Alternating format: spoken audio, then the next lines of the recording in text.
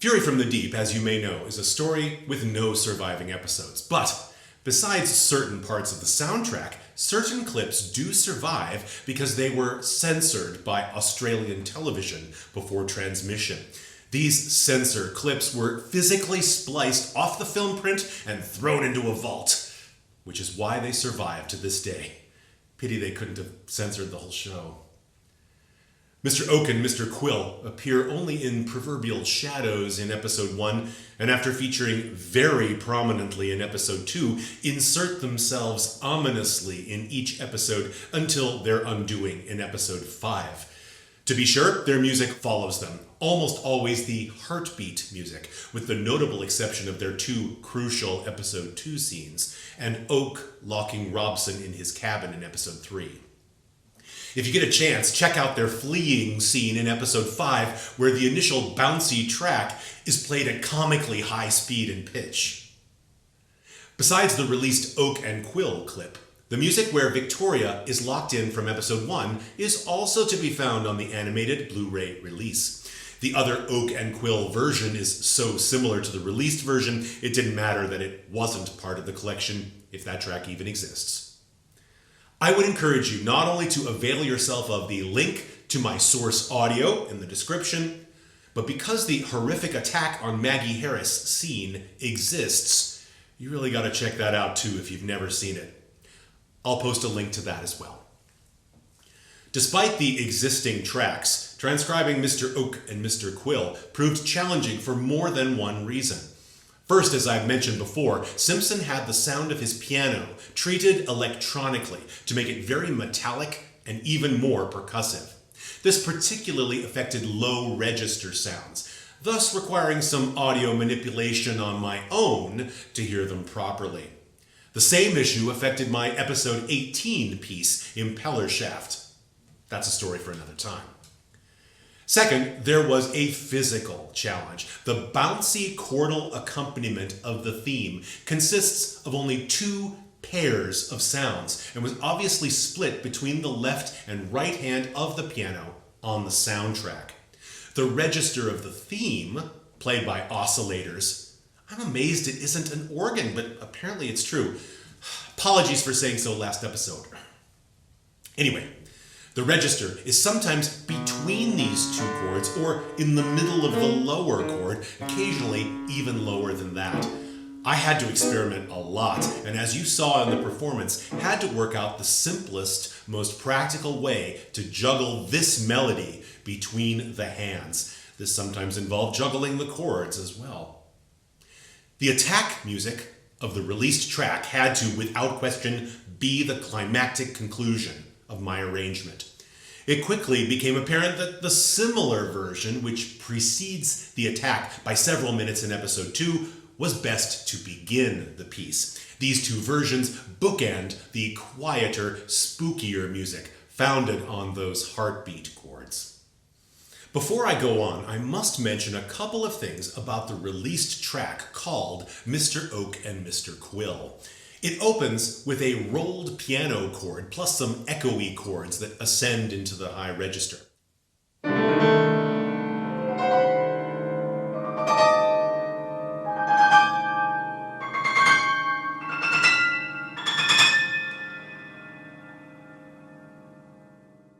However, the first 2 or 3 seconds, consisting of the rolled chord and the first echoey chord, represent an extremely unusual type of Simpson music. It obviously exists, but was not used in the program. Seriously, it's not there.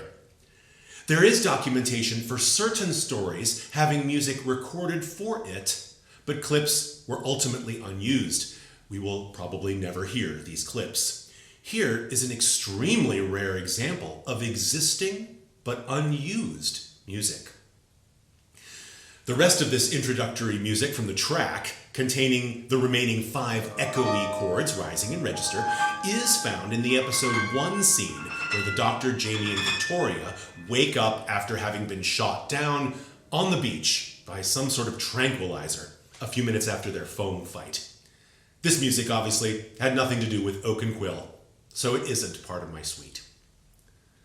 The piece is in a 4-beat meter, mostly in the triplet-based rhythm of 12/8 time, with the heartbeat music from episode 1 in the duple 4/4 time. That heartbeat music is at 60 beats per minute, although the triplet theme clocks in at 65 BPM when it isn't accelerating. When I came to transcribe the chordal accompaniment of the Oak and Quill theme, I was quite surprised with what I found. The lower chord is a strange set of 3 notes, D, A sharp, E, stretched more than an octave. This is best analyzed, maybe, as A sharp or B flat major triad with a flattened 5th. The upper chord is a more recognizable B augmented triad. These 2 chords rock back and forth in a long, short, long triplet rhythm for 4 measures.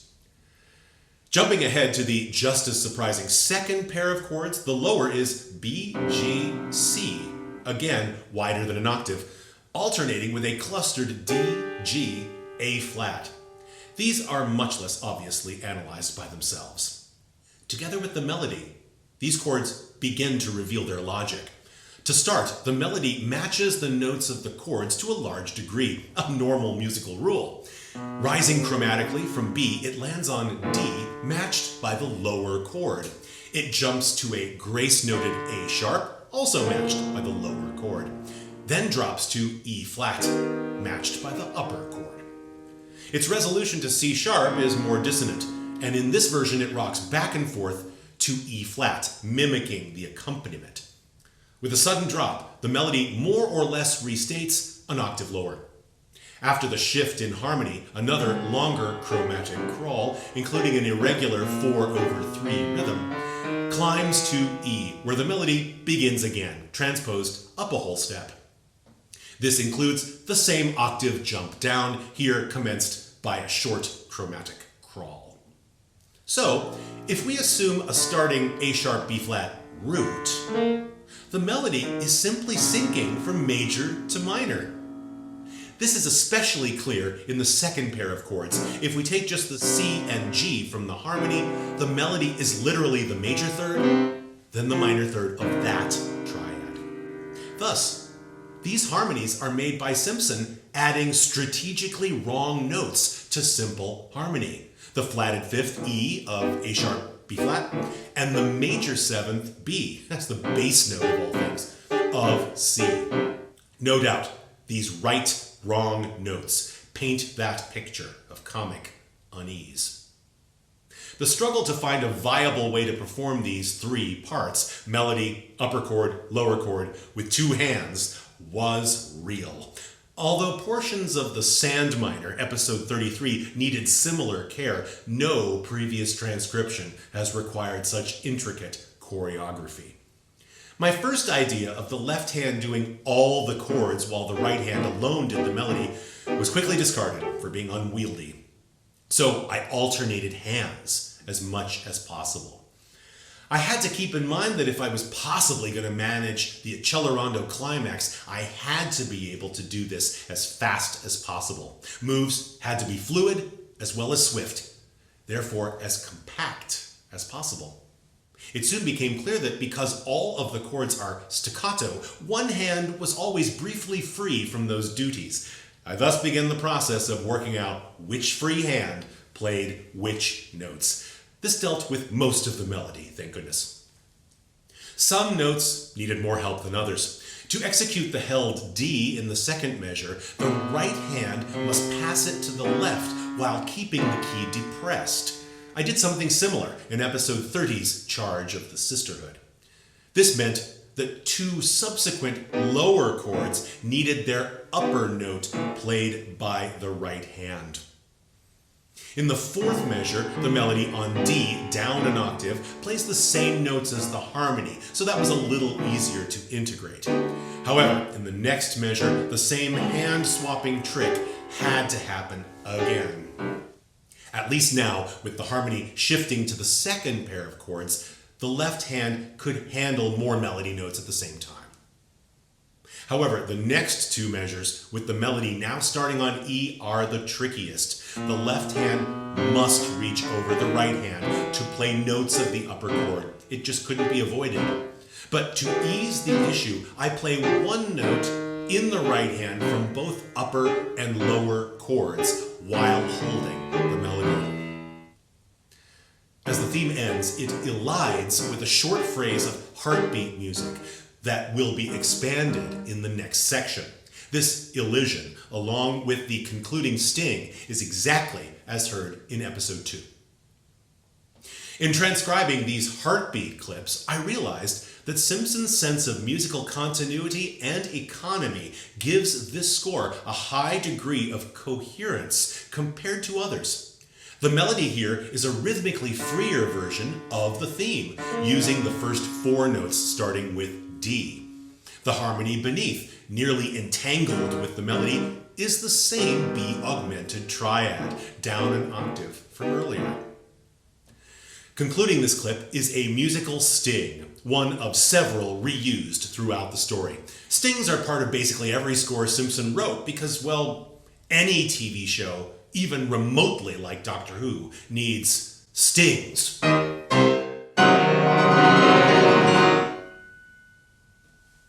Here, a tritone stab on A sharp supports a flailing figure of 3 chromatic notes surrounding that pitch, including one displaced an octave. This quickly resolves to A sharp itself. The next section is the extended heartbeat music from episode 1. The short version that just ended is the basis for this clip. Well, maybe the other way around. Although here with a subtle change in meter. I should mention that for both heartbeat clips, each chord is quickly repeated in my arrangement, reflecting the echo effect present in the piano's sound. The melody starts very much like the earlier clip, although for this and each subsequent phrase, a 5th note, in fact it's the same starting note, is inserted. This chromatically connects the resolution to the half step below the start, that quasi-major to minor sound I talked about. Like earlier, these notes spew forth in an almost improvisatory manner, slightly varying their entrances and featuring bursts of irregular rhythms with each new phrase.